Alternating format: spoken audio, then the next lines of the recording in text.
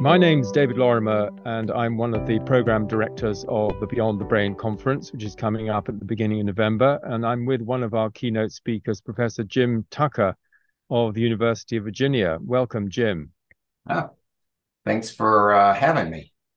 Uh, I'd just like to ask you a couple of questions. The first one is, how did you become interested in consciousness beyond the brain? Well, I did my training in psychiatry and child psychiatry at University of Virginia, and then I was in private practice just doing routine child psychiatry work.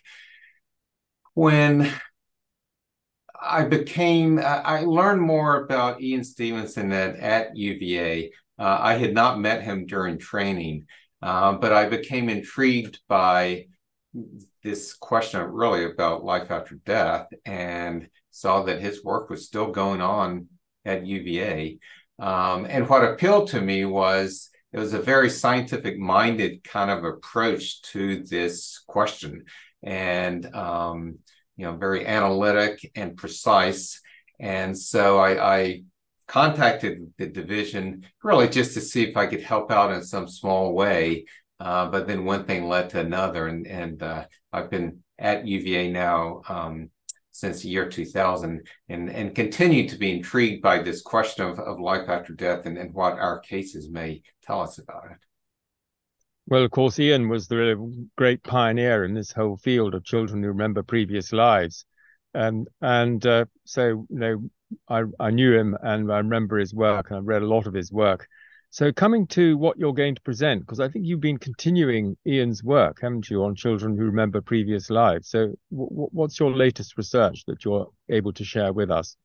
Yeah, so absolutely. We continue to study these cases, and we're hearing actually from more and more American parents about their children talking about a past life. Now with the internet, they can find us. We don't need to try to find them.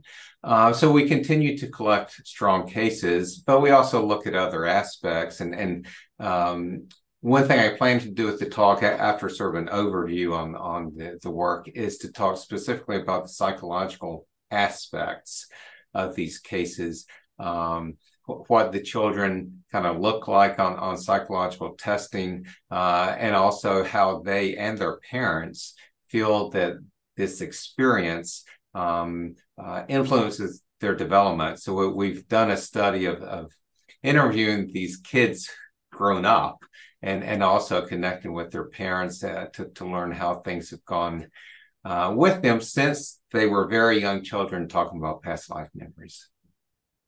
Very interesting. Well, we'll really look forward to hearing more about that, Jim. And if you're listening to this, then you should be joining us at Beyond the Brain, 3rd to 5th of November online. And we look forward to seeing you there.